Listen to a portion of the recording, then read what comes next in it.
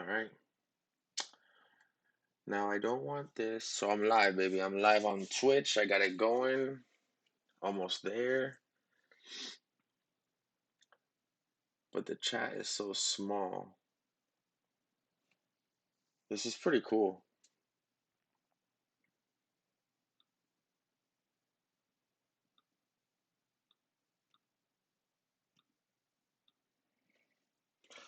All right. What's going on? What's going on, guys? It's Will the Thrill on this Thrills Town channel. I'm back live Tuesdays. I hope all y'all are doing well. Thank you guys so much for joining now. I'm gonna go ahead and that way to wave at Gypsy for coming in right now. So, if you had not known, I started the stream on fatherhood and fatherly advice based on real life experiences. And I was doing it while driving, but what I decided not to do while driving is because it's really dangerous. So, I switched things up, and now I'm going to be doing it from home live Tuesdays and Thursdays, starting 10 p.m. to whenever it ends. Honestly, I'm here just to chat with you guys, to chat with my followers, chat with my subscribers, and just to basically talk about what I've been going through raising kids and what I've learned based on my fatherhood life experiences. So I'm gonna get, right into it. Uh, Thank you for the follow, Haas. I appreciate that very much. Thank you so much.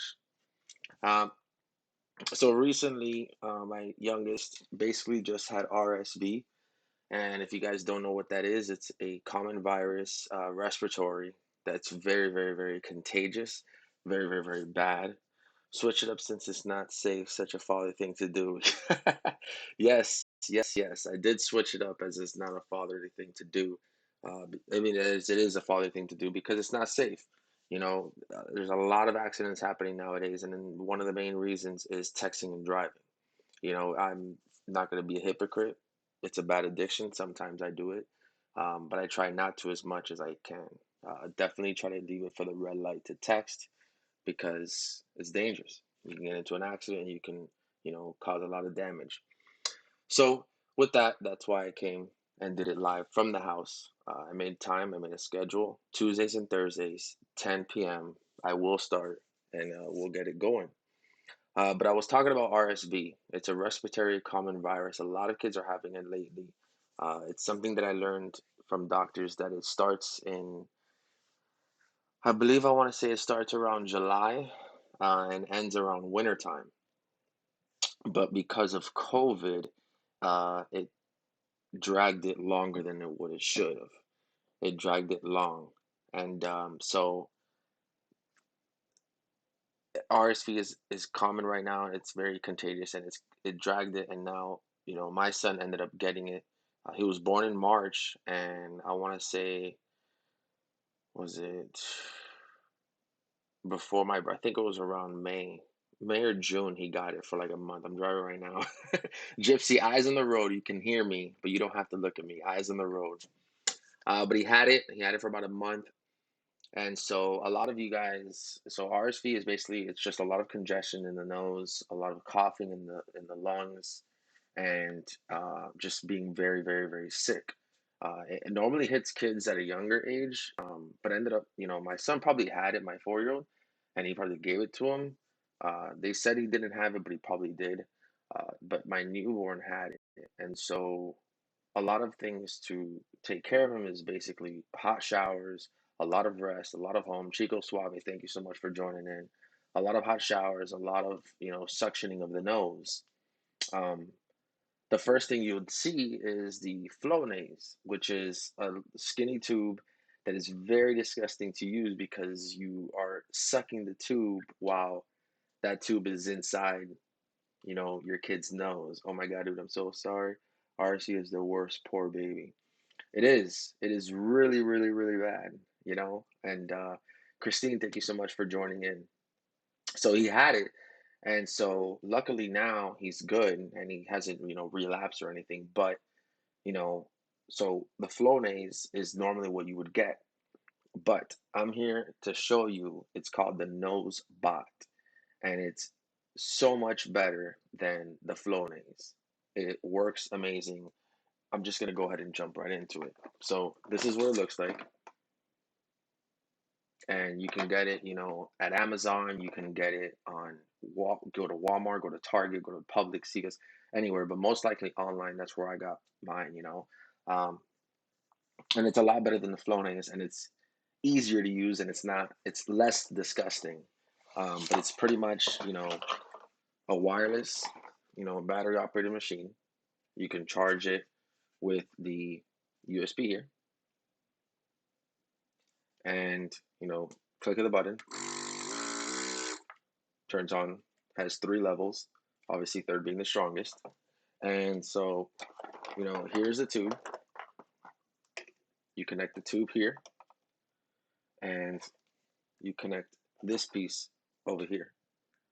And then this is the piece that goes into the nose, and it sucks everything out. And you would do it 2 or 3 times a day, and it would clear the nose right out. You know, John, my boy John Legendary joining right there. What's up, baby?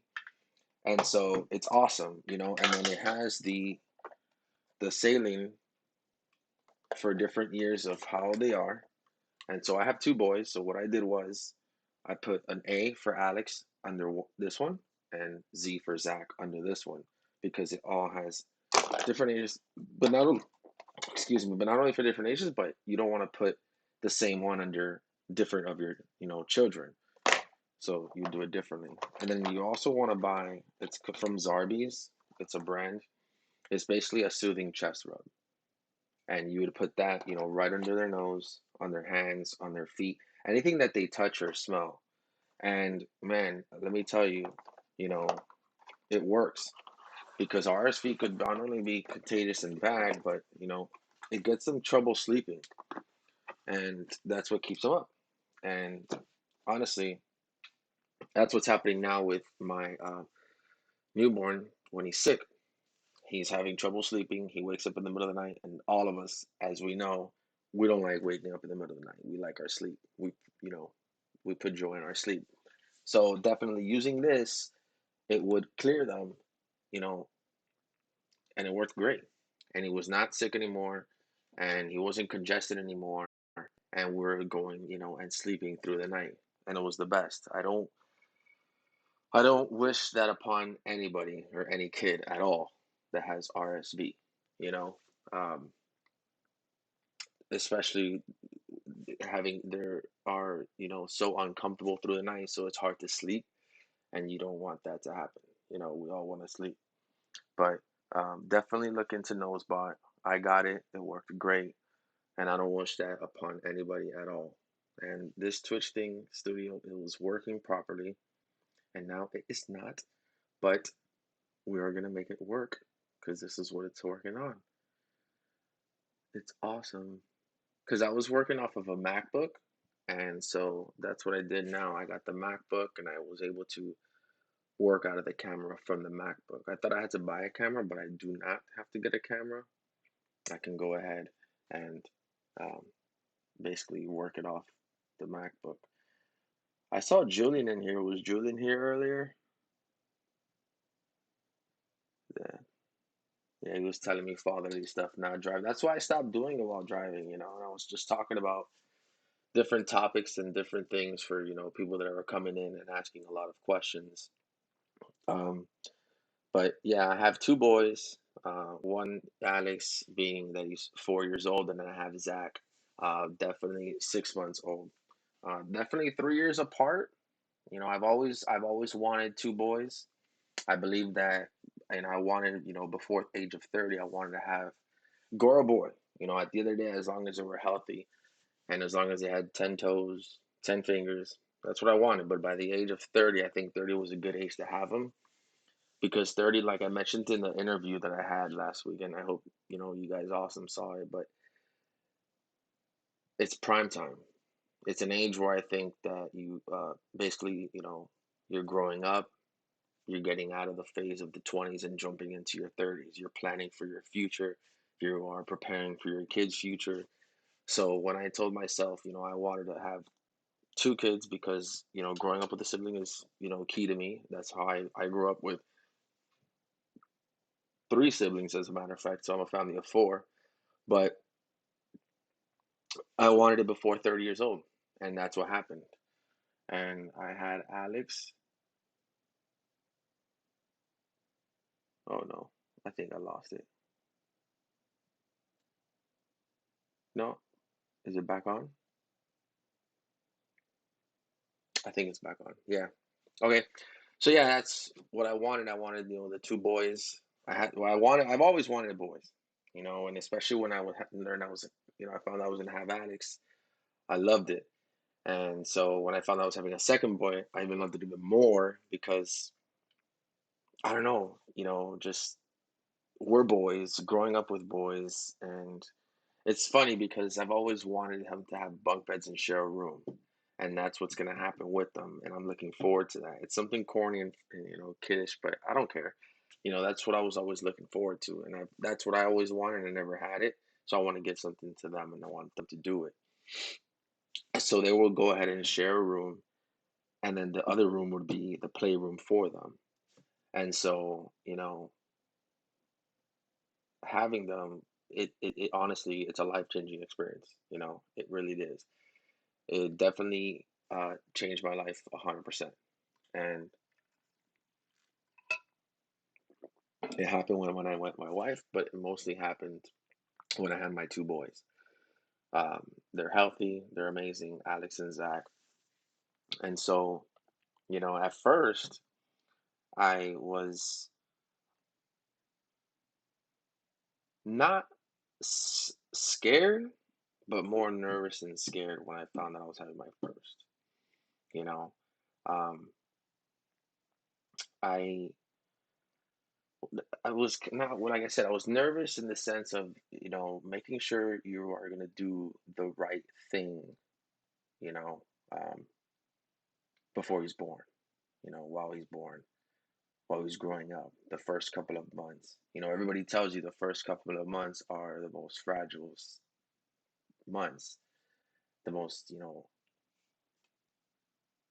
important months.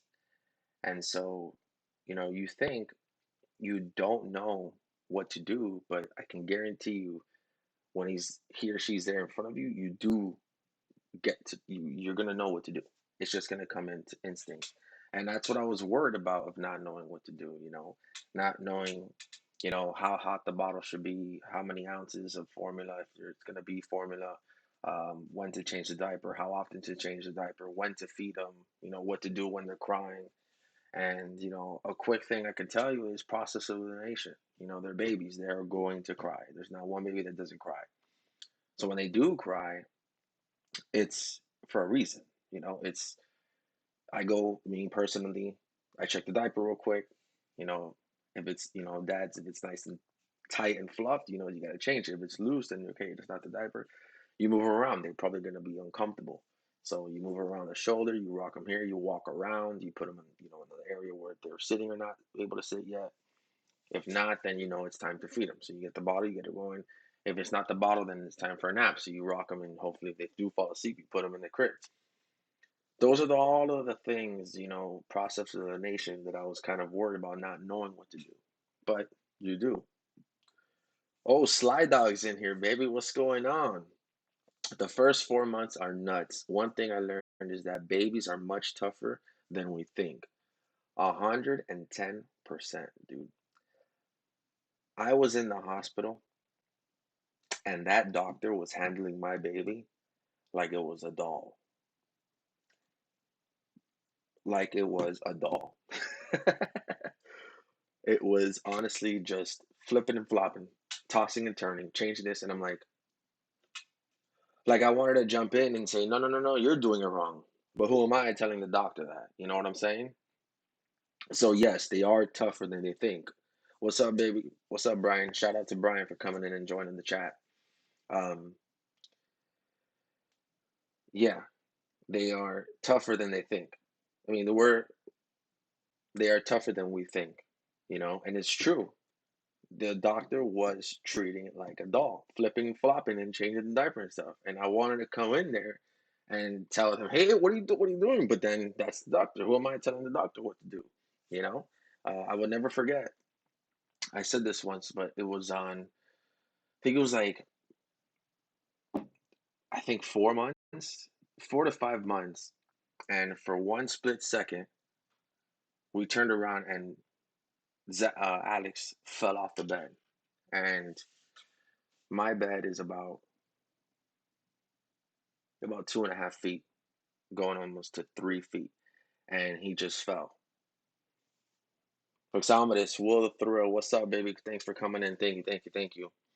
Fell, just fell off the bed and he hit his head. We want to say, I think it was the forehead. So we rushed to the hospital, obviously, first child, first instincts. We go to the hospital, checked him out. I mean, he was crying, crying, crying. Then he stopped crying, but we don't care. So we took him to the hospital and we brought him in. We saw the doctor. The doctor checked him out, checked him out. Everything was fine. And he explained to us that the forehead is the hardest part of their head. That honestly, the worst part and the softest part is right here. And so this is the part of the baby's head that you need to be careful with and you need to worry about. And that stuck to me. And I learned from that. And that's what I'm saying. So he fell off the bed, couple of tears, couple of minutes, and then he was fine. Thankfully. So when I got there, I learned that and I was like, dude, these babies are tough. They really are. They would be playing, you know, now he's what, going to be 4 in October. He falls, and I'm even thinking like, okay, if I fall, I'm in the couch, bruise knee, out 3 weeks, out of work for a week. Baby, make me a sandwich.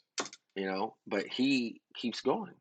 They keep going, girl, boy. The kids now, they fall, they slip, they do this, and they just keep going, and that's what they do. They are tough. Good point. Good pointing that out, Sly. Good pointing that out. Then the second born after Alex was Zach, and it's honest. You are less careful with your second than your first, because everything that happened with your first, you learn from it and prepare for your second one. So you're not as careful. Um, real quick, crying to go to sleep. You know, now Zach can cry for hours, and I'm like, okay, he's not gonna die. You could leave him there crying. With the first one, I want to go in, check up, everything all right? Yeah, he's just crying. He does the cry to just want attention. And I think you learn from that. For all different kids have different cries, but you can tell whenever it's a real cry or a fake cry or a want cry. And 9 out of 10, it's always a fake cry, hands down. And so that's something else I learned, obviously, first and second. You know, um, yeah, less careful, 110%. But it's super interesting that Zach is just always looking at Alex, looking at every move he does. And so I got IG Live and Twitch on the right, just looking at forward. David coming in. Como? Thank you for following, brother. I appreciate that a lot. Um, it's just constantly looking at every movie does, and I'm thinking, and I always tell I'm telling babe, he's gonna learn everything that Alex did sooner. And so I read, and it's true. Your second is gonna learn how to do everything your first did faster because he's having that someone to look at. He's having that person to look at what he can do faster. Alex was by himself, he didn't. But Zach has him to look at. And that's what I'm noticing, that he's going to be doing a lot of things faster than Alex was, learning it faster. What's your favorite taco? Chicken, not picadillo, not steak. Actually, no, shrimp. Shrimp tacos are my favorite ones. You mind licking your lips real quick? Here we go. Like the one that's licking the microphone. So, yeah, that's what I'm saying. Is that sour cream? What are you talking about? Shrimp. That's my favorite taco. It is Taco Tuesday, but I did not have tacos for dinner. I had it for lunch, and I did have a shrimp quesadilla. Shrimp, shrimp, shrimp. Calm down, Gabe.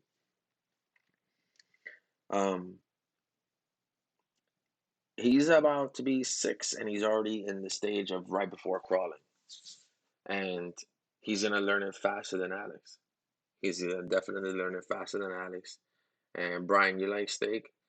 No, it's more shrimp, ground beef with the spicy hard tacos. You can do spicy, but shrimp is my way to go. Uh,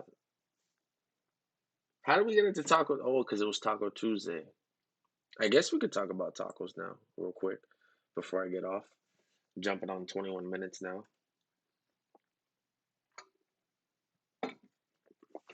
That's my favorite type of food is, Mexican food, hands down. I mean, I could do pizza and sandwiches any day, but Mexican food is my top one pick.